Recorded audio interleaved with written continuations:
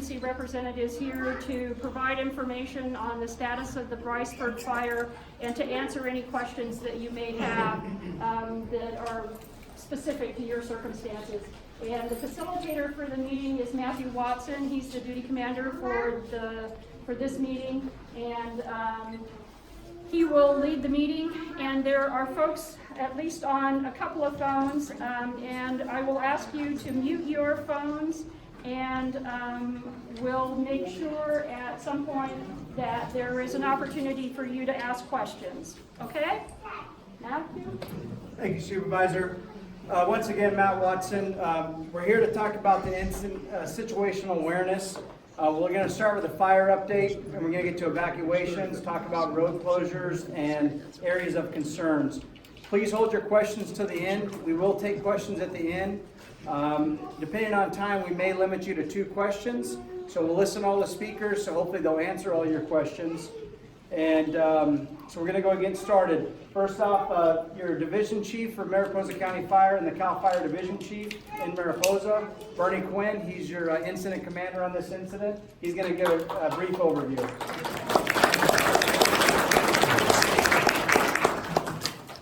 Okay, Sunday, October 6th at 2:40 p.m. We had a fire start along Highway 140 near Briceburg. It started along the roadside. First reports came into several small spots. Our crews here from the local unit responded and started to attack this fire.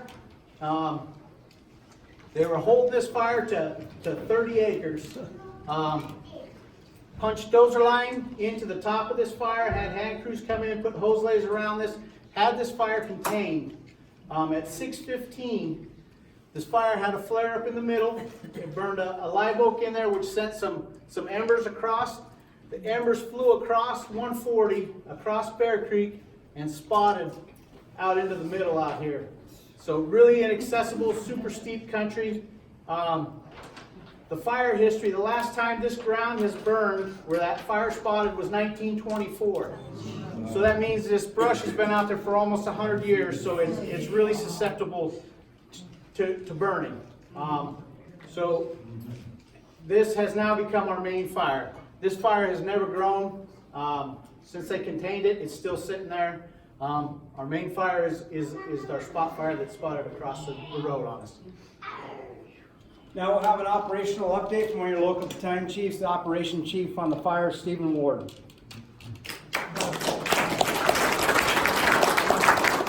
Thank you. So, your current situation of the fire. So what I'm going to do is I'm going to kind of talk going around the fire as a whole and talk about certain geographical areas. Okay. So the way we attack a fire in any means is we break it up and we label it with letters of the alphabet, so to speak. And what that does is represents a certain geographical area of the fire, and then we're able to divide our resources up within that area. So if you catch me talking about a certain geographical letter, and you're going, what does that mean? That's what that means. So if I say, for example, Division Oscar, at this point, Division Oscar, we were talking about, currently talking about the Sweetwater Ridge is what we're talking about, okay? So currently, in our fire situation, I'm going to start over, actually I'll start down here at the base, down here where Midpines community could be affected, and that's what we're calling in our branch area branch 1. And what that does is that geographical reference is from Feliciana Mountain and Sweetwater, basically tying all the way down Buffalo Gulch area, wrapping around Highway 140 to the Octagon. So I'm going to talk about that section right now. Where the fire sits on that is last night we were able to do a firing operation. So the current fire perimeter as it sits is sitting actually into the drainage of Buffalo Gulch. It shows it just a little bit out of, but that's just because of firing show. So the actual fire is sitting into the drainage of the Buffalo Gulch, for those that are familiar with that area. Obviously, we have Highway 140 that surrounds that we're used to seeing as we go down to the Octagon, as well as the Buffalo Gulch Road itself going up, which sits over top of the gulch. So essentially what you have is a big bowl with a road system that's on top of it. The road system connects to dozer line that we put in to tie the ridge tops together, because a lot of those roads usually are on a mid slope, which means you got a slope and then you have a road that's halfway through. Those are very, very hard to contain fire on, as you could imagine, as fire is coming up and spotting over, because you're halfway through. So what we like to try to do is be on top of the ridge or on the bottom of the ridge or bottom of the drainage or road, if we can get to it safely. That's the best places to try to hold fire, contain, and make fuel breaks. So currently what we did is we've taken dozers and we've connected around the top of Ponderosa Way down towards Feliciana Mountain Road, and actually connected into Feliciana Mountain Road at some points and back over to Ponderosa Way, for those that are familiar with that, along those ridge tops. And what we did was we tied it down into Buffalo Gulch Road, where it also sits on top. So what we did after that was we brought fire with us. So as you guys know the area, those that are familiar with the area, extremely inaccessible, those that have seen it, right? And so we can't just go into that area. There's no way to safely go in there. So what we have to do in these situations is we literally go out with bulldozers and we take road systems and ridges and we build a box around this fire, because we can't get to it. So what has to happen is we have to build a box around it, and then we actually take fire and introduce fire around our line to get that to burn back in to the main fire. Does that make sense? So that way you can't just stand there and let the fire run at you. Obviously that's not gonna work. So if we can't get to it, what we do is we create our own safety area and we're our own fire, and we take that back to the main fire and get rid of that fuel in between. So that operation is currently happening around the fire as a whole. So that happened to last night, and currently we have that operation right at Buffalo Gulch, at the top of the bowl, which I'll call it the bowl for reference from now on. And what's going to happen tonight is we're going to continue at the down canyon winds change and start pushing downhill. We're going to go ahead and continue that firing operation, and our goal is to get it to Highway 140 tonight and to lock that part in. If that proves to be successful and conditions continue, we will go ahead and take that back down to where the fire already touched Highway 140, and essentially we've boxed that in now. And we've also introduced fire to take it back down to that drainage, so we're not having it run out and spot and potentially jump our lines and or the highway. Okay, so that's what's happening in this section of the fire. Over here on the Highway 140 side, the original fire, and turning the corner, heading east up Highway 140 towards Yosemite, that actually, this corner area, down at Briceburg Bridge, where it turns in there, that area actually burned itself out for the most part. There's very little smoke, very little heat on that. So this area is actually very secure. The actual original fire, all the way around the corner, heading east. Most of this fire has backed down to the highway, and it's actually burned itself out at the highway. So that part is not really a threat anymore. So that's good news. What the fire is doing, though, it is progressing east towards up 140, towards Cedar Lodge, heading east. So as that does that, the fire does drip down towards the highway, and then what we're doing is we're staying even with it and trying to keep it from crossing the road. And those that are familiar with the highway know that this is an extremely steep, rocky shelf. You can't just jump up there. So the fire is actually coming down to those areas, and that way if any big rocks or trees or anything fall down and potentially flare up and cause embers, we're able to go extinguish that and keep that area patrolled. Today, what we were attempting to do up here is we were attempting from the dozer line that was put in that we brought fire in going down.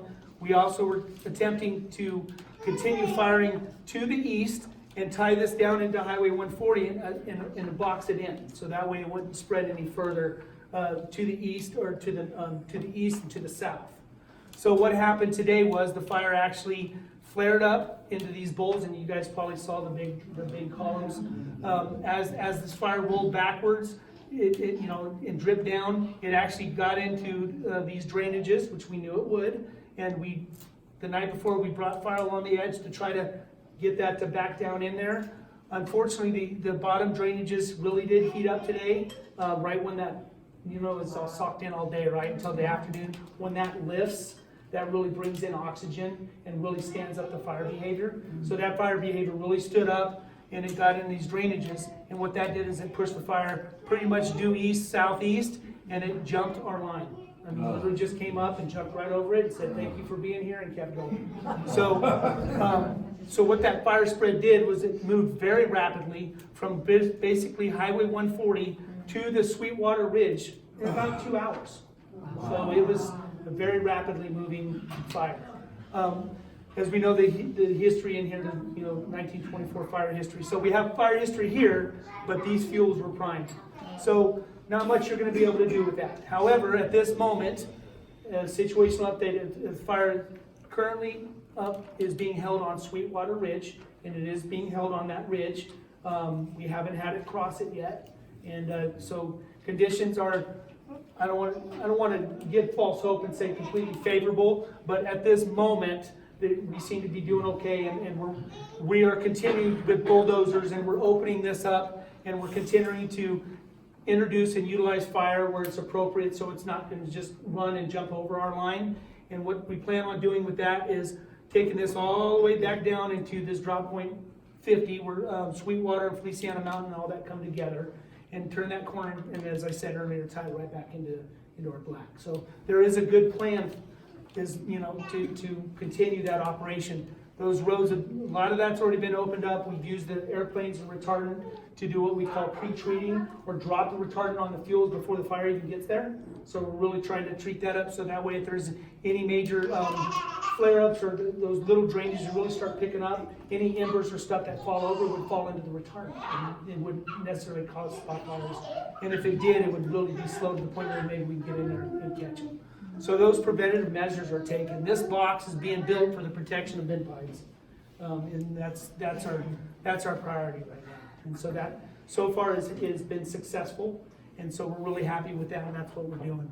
Burning to the east, though, as I said, we're holding here. Our next most prominent ridge is the Ferguson Ridge, and so we're taking measures to look at that, and also taking into consideration the homes and structures that would be possibly impacted by that in the future. So that way we're building a plan and making sure that we're paying attention to those things there. So that is, in a nutshell, the situation currently with the fire. Everything that I know currently going on out there. Okay? All right, next. Okay, the next is the sheriff. Next will your Sheriff Doug Benoise. He's going to talk about evacuations. Good evening.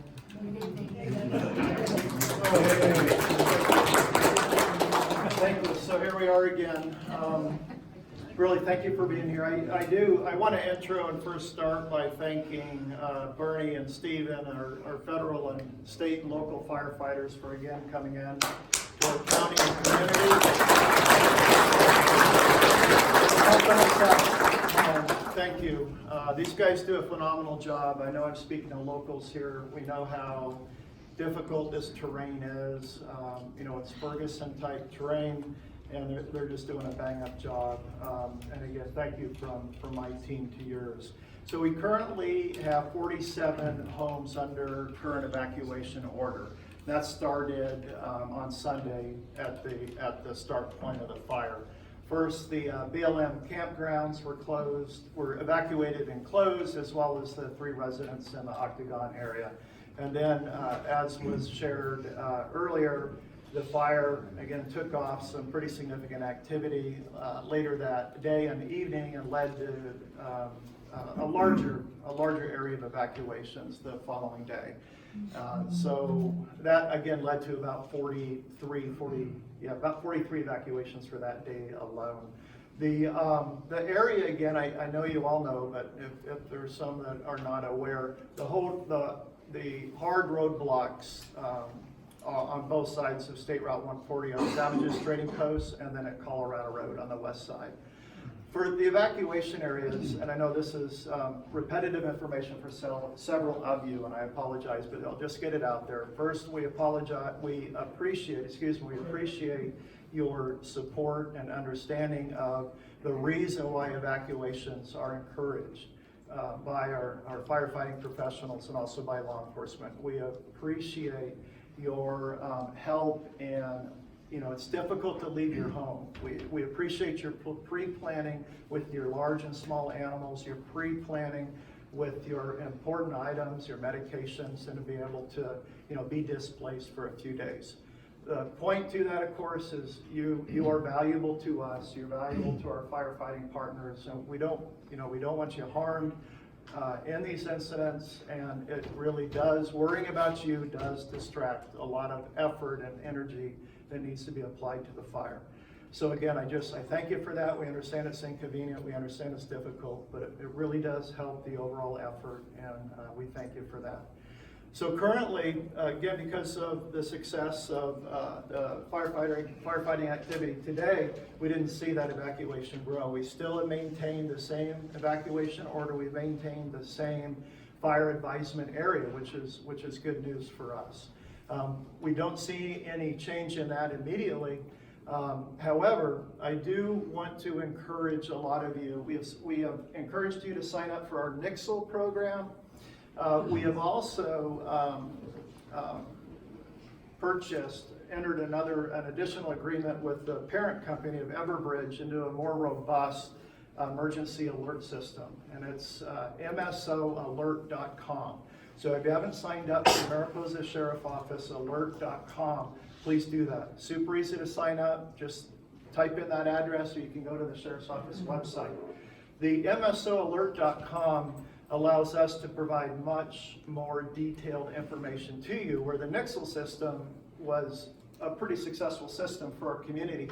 However, it just didn't allow us to provide a lot of characters, a lot of detailed information for you.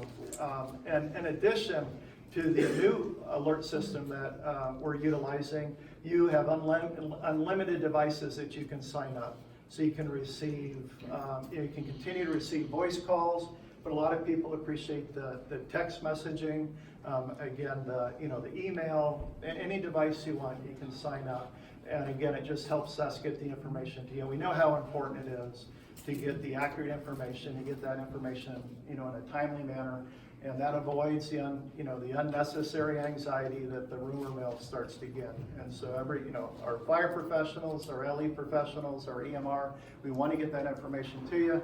Once it's it's verified, it's validated, it's sent out to you, so you have it's current and quickest, most accurate information we can get to you. So msoalert.com, please sign up if you haven't already. We have thousands of signups already, but again, I just wanted to give a shout out to that alert system. It's very successful for us. I also just wanted to share, there is a lot of activity on the Mariposa Sheriff Alert right now because of a separate incident that is touching our northern county, and that's the PSPS event that the state is seeing. Many counties in the state are on the verge of experiencing a public safety power shutoff event that many of you are already aware of and getting alerts and notifications and seeing media about that. I just wanted to, I didn't want to take the time from our fire professionals. I just wanted to qualify and give you this information that today we have been able to verify through many meetings and telephone calls with our partners with the feds, the state, and PG&E, that we do have, Mariposa County does have 1,800 customers that could potentially have their power shut off under the PSPS event coming up as early as midnight tonight, flowing into Thursday. I just want to share with you that if you do see PSPS alert announcements, our 1,800 residences are all North County homes, Greeley Hill and Lake Don Pedro subdivision homes. So again, I just wanted to try to reduce some of your anxiety because the Sheriff's Office has been receiving a lot of questions regarding the media and the alerts regarding the public safety power shutoff. So our 1,800 homes that are identified, if it does in fact escalate to triggering the power shutoff, we are now in phase 2, which should see the power to those 1,800 customers be reduced, be shut off tomorrow at noon-ish, approximately. So I just wanted to clarify that. Hopefully that helped this community lessen some of the anxiety you're dealing with because of the Briceburg fire. Well, we may have other questions. I know CHP's here. I'll let them talk about the hard closures. Regarding security, you know how committed we are to maintaining security in the evac sites. We have a lot of resources in there 24/7. So they're available. If you need anything, call dispatch, flag an officer down. We aren't utilizing any mutual aid, which I know you've become accustomed to with some of our larger fires. We're handling this just with our local resources today, but we have a lot of LE in the community in both the advised area and then in the mandatory evac hard closure area for security. So hopefully that'll help things too. So I think that's it until we have question and answer phase. Thanks, Sheriff. Okay. Thank you.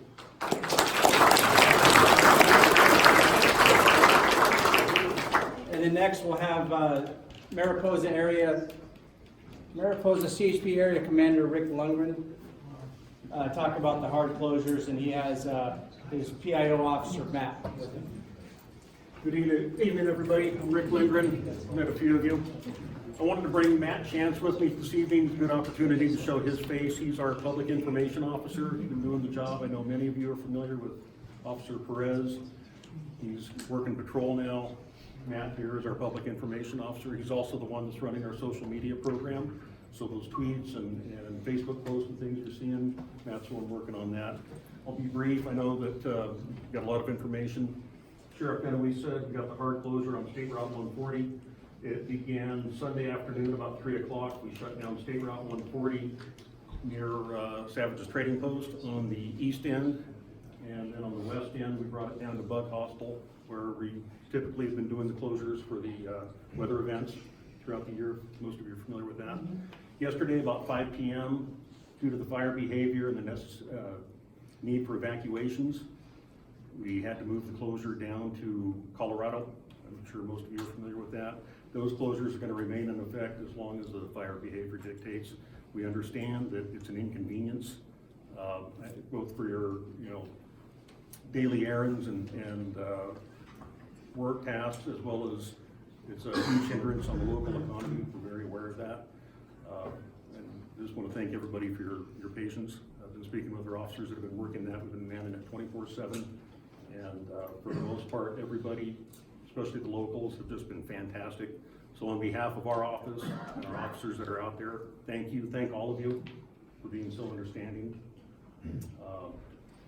Other than that, we're just going to do our best to work with our partners, and we'll be out there as long as you need us. So right now it's closed to all but emergency vehicles, and if that changes, we'll get the word out, as I'm sure Caltrans and the Sheriff's Department will. Okay, thank you.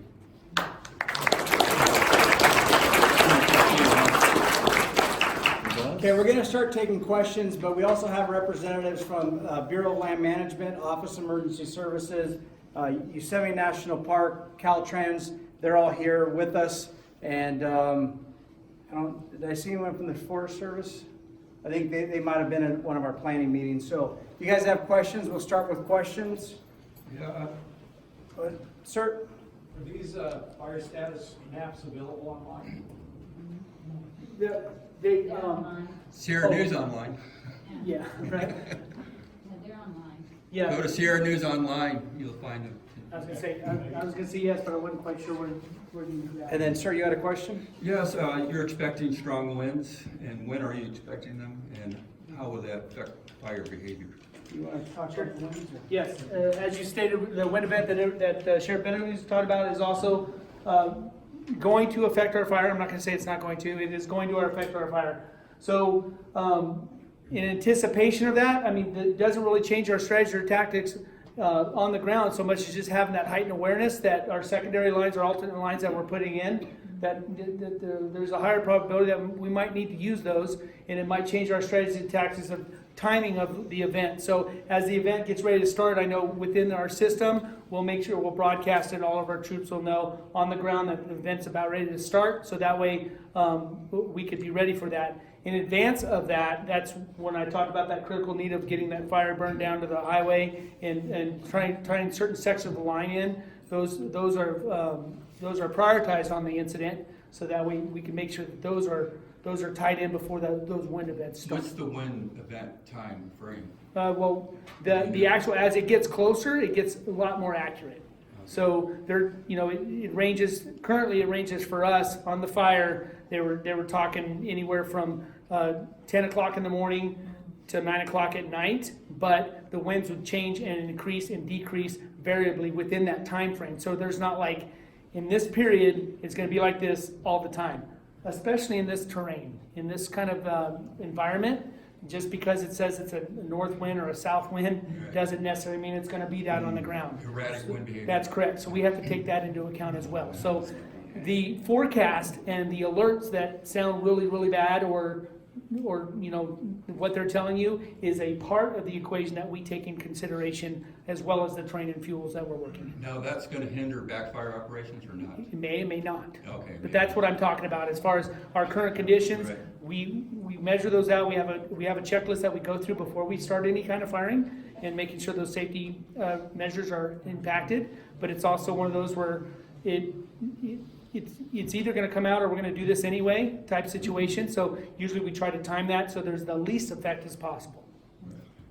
Do you have numbers of personnel and equipment posted somewhere, or can you just? There was an information, there was an information sheet that I just saw that was posted out there.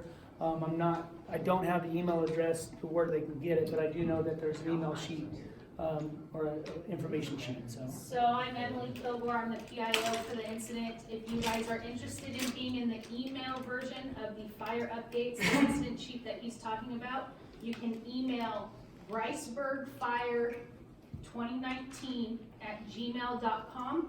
I'll add you to our email list, and then twice a day you'll get the updates from us with that information. Thank you. Can you say the email address one more time?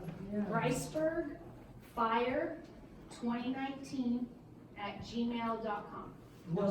And she'll be around after if you guys didn't get that, and we'll be able to give it to you again. I have one more question. With this low inversion Okay. stuff going on, there's a thing called blowout conditions, if I remember correctly. Do you consider that in this fire, or do you think that's a possibility? So we work with the National Weather Service, and they do a spot weather forecast for us.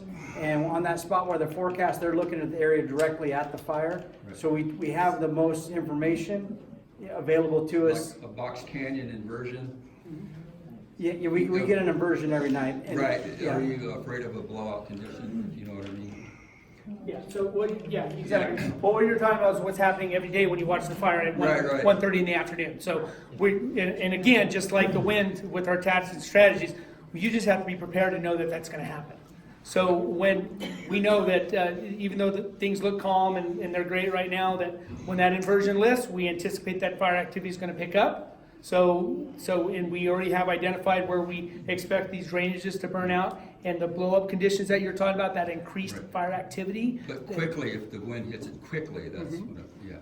Well, I mean, it's going to be the same thing. If the wind, when our wind changes or that inversion lifts, that we anticipate and expect that change in fire behavior. Okay. Sir, you had a question? There's some. One second, please. What's going on in the west side of your fire? The west side of the fire? You want to talk about Sure. the west side of the fire? Absolutely. So again, on the west end of our fire, the Highway 140 corridor, is that what we're talking about? Yeah, moving over towards Rancheria, Sherlock, and Saxon. Oh, the west end. So feeling very good about the west end, sir. This area is actually what I would consider to be almost quote unquote cold. So this area of the fire, that west end that you're talking about, from the octagon down is the area that we're talking about. The concerns for the Rancheria Creek, Sherlock, and Saxon Creek would be are there. I mean, we're thinking about that, but that's also why we need to do this firing operation to try to get around to limit or mitigate the potential of that fire coming out of that gulch and jumping Highway 140. And the person on the phone, question? I'm up in Mariposa Pines, and I'm just wondering if we should be concerned. Is it coming towards us, or, yeah? Sure, no, Is it coming towards us? No, I understand, and so the answer is, Yes and no. So yes, it is moving to the east. You didn't like that answer. You didn't like that answer, no. So yes, it is moving to the east. However, it is currently not close enough, or it has not spread, or we do not anticipate it spreading to the point where, at this point, I would say that you're in danger, or there needs to be a heightened level of concern. Oh, thank you so much. I really appreciate it. Sorry, my That's all right. dog was just greeting my husband. Okay, thank you so much for everything. Oh, thank you. Any other questions? Is there a possible cause yet? I'll let the incident commander address that one at the end. Ma'am? I'm just very curious about the, do you have an estimate of what the fuel looks like in terms of hasn't been burned in 100 years? Does that dictate the amount of fuel and the intensity of the vegetation? Yeah, it's going to make the fire burn more intense. Okay. Through that fuel. Do you have a measurement of how long that usually would take, the longevity, the activity of the fire when you have such an intense fuel? Well, they used to call it fuel moisture content. Yeah. I was Exactly. curious about that one. That's what I was wondering. So obviously the fuel moisture, our live fuel moistures are at what we call critical level. So as Chief Watson was saying, the intensity of the fuels and the fuel loading, the tons per acre is really is high. Okay, not compared around your house where you would have a much lower content and less opportunity for fire to spread and continue through the brush model, as in we do out in those areas where there is very low or limited fire history. So those fuels have been allowed to grow over the years. So as they get bigger, they still get drier. So it's just like whether you're going to burn a twig or we're going to burn a big bull pine. And so the intensity is much higher. And the spotting potential through the heat carrying an ember is much higher. And the respective fuel breads during the summer become higher because that it's a bigger fuel model with less fuel, with less moisture. And the next question is how many 100 years that hasn't been burned? What's that scale looks like within the Mariposa County now, and how that actually dictates the future of? Man, I don't know. How we That's a manage- good question. how we manage fire. Yeah. And one thing that's going to happen is if this reaches the Ferguson fire, Okay. the burn scar of the Ferguson fire last year, it's going to slow down in intensity just based on the fuels were reduced during that fire. So, I mean, Is there like more of a promoting the prescribed burn in the near future where?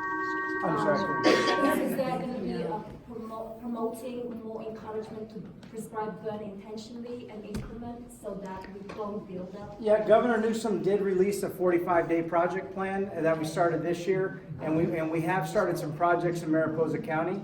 And we also encourage people to make sure they do their LE 100. The Public Resource Code 4290 requires everyone to clear 100 feet around their home and flammable vegetation. So that helps. And we do have multiple projects going in Mariposa County. You want to touch on those real quick? There's one in Greeley Hill area. Yeah. I mean, more focus on wilderness area that's not occupied by community, so inaccessible, I guess. So CalFire, there is a group within CalFire in Sacramento that has been developing a model of vegetation and its condition. And that's available on, it's the vegetation treatment model. I can give you my card, I can give you the link, but they're absolutely. Oh, it's just, I asked this question because my husband is a fire ecologist, so he deals with the vegetation and measures the fuel. CalFire's developing. Yeah, and Mariposa Fire Safe Council has information on that. There's a American Forest Group, Brittany out of North Fork. And there's other groups that are working on larger scale stuff, and so I mean, that is something we're looking at. I think I saw a hand back here. The area that hasn't been burned since 1924, how far does that go? Well, basically from the Ferguson fire to the Telegraph fire. The Telegraph fire, most of you probably remember in 2008. So there's been a few different fires in that area. Right here. How many square meters? I'm sorry, it changes right here. So on the west side of this, ridge is 20 to 30 foot brush, heavy fuel loading. On the east side of the ridge, it starts turning more into a grass model where the Ferguson fire, this is where it was held up. Okay, then it doesn't come south, it's not, I'm thinking of. You're talking about parts down here? that weren't burned in Telegraph, that. Yeah. Yeah, no. If it does come this way, and do we have, No, I understand what you're saying, and Yeah. yes, this area doesn't have that, Right. this area has that same type of critical fuel loading due to the lack of fire history. okay. Sir? I realize the fire is going up, but can you explain what the orange line is that goes towards Jersey-Dale and Buckingham?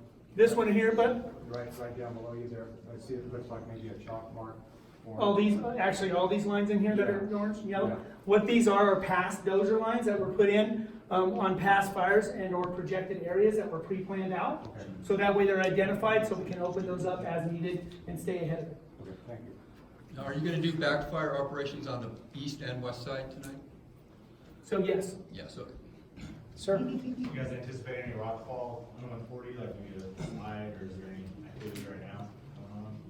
We are getting some rollout from the fire along 140, and that'll be anticipated with that vegetation burning away. The loose rocks and stuff will come down. And Caltrans has been out there diligently removing that debris as it comes down. And we'll continue to evaluate it with Caltrans and CHP. At hopefully some point, maybe we can do piloted one-way traffic, and I know it's important to get 140 open for the community, the people that live above that rely on Mariposa, and also the tourism. So that is something we're watching every day, and we're gonna work on getting that open as soon as possible. So with all these fires that we're having every year, at some point, are we gonna be protected from these past fires? You know what I mean? There won't be anything left to burn. You know, I mean, can we be rest assured, like, oh, it burned already, and you know what I mean? It's been 12 years, we're good for a season. You know what I mean? Well, and then the fire history does count, and that's why we talked about this area hasn't burned since 1924. Right. Chief Ward just explained that it does reduce the fuels, and so I mean, there is benefits to fire. So I mean, When does it come? yeah, so. Not in our lifetime. You got a 10, Paul. The grass does grow back every year and it does dry out. So you may change your fuel model, but it's still gonna be a fire danger there. Yes. I know for sure that there is an organization with UC Davis who is actually hiring an educator and a prescribed burn, and that's going to be in collaboration with the agencies and the local community on why prescribed burn is quite an important part of management. So there is something happening that there's support of this county. Yeah, and she's correct, and I work with a lot of different agencies and groups, and the environmentalist folks in the California, there's been some decisions made that have led to increased fuels in our forests, and there's new scientific evidence, and there's other things they're working on. So I think our culture is starting to change in our forest communities, which hopefully we can start reducing those fuels and having healthier forests. So we are making great strides in the last couple of years, and so hopefully it will be in our lifetime. But I think you had a question about that. I don't know if you can tell, but is there any way to get an idea of some kind of timeline when areas like by the Bug Hostel, Rancheria Creek, how long people might be evacuated for? I mean, is it a week or any clue? no, and I totally respect and understand your perspective. Keep in mind that this also has to do with Mother Nature and how the fire burns and what we're trying to accomplish. So and I'm just prefacing this as if, okay, don't go out the door and say it's it. But if we were able to get this tied in, and you got to give a day to let things cool down and secure up, and the comfort level is to the point where we're like, okay, we don't believe that that's going to come out of there. That would be the point that we're able to allow folks back in. So, for an example, if we were able to get it tied in tonight or tomorrow, we give a day of aggressive, what we call mop up, which is put out the heat on the edges, and we got to make sure that the heat and the drainages we feel won't come out of there. So the last thing we want to do is get pushed to where we say, okay, we understand everybody needs to get home. We put folks, we make the recommendations, we let folks go home. A day and a half later, we're like, here it comes, everybody get back out, and they're like, what's going on, right? So, but to answer your question, the perspective would be for the folks that are currently evacuated, is that if we're able to get this tied in, you give us, 1 to 2 days beyond that, and we can let folks back in. Okay, now. Especially in this country. Best case scenario, which is unlikely, but maybe. Well, it's not unlikely, but it is there. What I'm saying is I don't anticipate folks being out for weeks. Okay, great, thank you. And then, so once we feel comfortable, Sheriff Benawides will come up with a repopulation plan, and we'll get that implemented as soon as possible. Thank you very much. I just have a simple question. Okay. Because I've never been on advisory before, is it better for us to leave or just wait until they say, get out? Sheriff, would you like to answer that, or? I didn't hear the question. I've never been on advisory notice before, and I prefer to stay at my place. Is that better, or is that harder on you guys? My car is packed. Right. But can I stay home until they say get out? Sure, that's what the layered messaging is for. Okay, It's I wanted to make sure. right, it's just to provide you with the information. I know you're equipped and ready to go if that need occurs. And yeah, if you're comfortable staying at home in the advised area or near the area, that's great. Again, that's where the alerts and the communication and paying attention to the messaging really pays off. Yeah, so good question. Thank you. Yep. If people do leave, should they contact you, your office, to let them know that they've gone? Oh, that's a great point. So, right, if so, you are outside of the mandatory evacuation area, and for whatever reason would like to leave, whether it's smoke or you have a beach house to go to. Yeah, if you would call our dispatch, right? If you would call our dispatch and make us aware of that is really helpful, because then we can help maintain security around your properties also. So yeah. Thank you. Sir? So say I'm at work and we change from advisory to mandatory evacuation. Is there leniency to let somebody back into the house if there's not an immediate threat? Right. To take other belongings? Well, that happens a lot. A lot of our workforce, has workplaces at quite a distance away. So yeah, we work with you. We understand there's large and small animal concerns, and we just try to be really approachable. And obviously work with all our partners, manning the hard closures and security, and then obviously our professional firefighters. We maintain communication with them to make sure that's safe. But yeah, we prefer not to run, mass escorts, but individual emergent needs. Yeah, we'll work with you for sure. That's obviously a necessity in our rural communities. We'll take a few more questions, ma'am. I just wanted to say, I think you guys have done a fantastic job keeping us all up.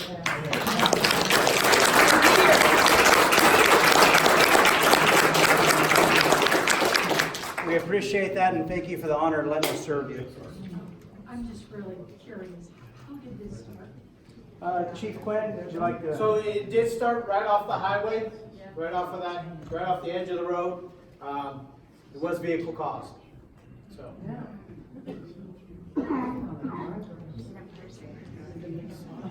We've been having a lot of spot fires lately. Is there any interest in a possible firebug running around up here? No, actually, the last couple series of fires that we've had have all been vehicle caused. Really? So remind people.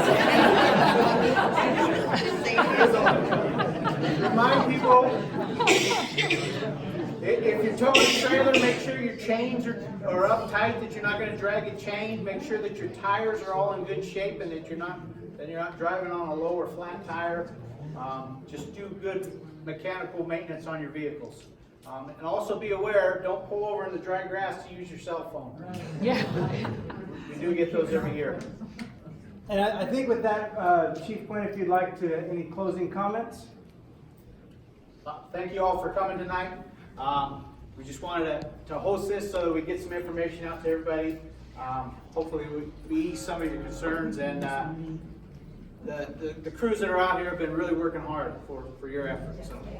Supervisor Slocum, any closing comments? No, I'll just say what everybody else has said. These guys have done a great job. Our partners have pulled together, and we owe everybody in this room a great debt of gratitude. So please give everybody a round of applause, and please stay safe. Be prepared to evacuate in the event that you need to. If the sheriff calls for an evacuation, be ready to go. And when you get out on the road, recognize that there is heavy equipment on our roads. Give them the right of way because they're trying to save your life and your property. So with that, I'll just ask everybody to give these guys a round of applause.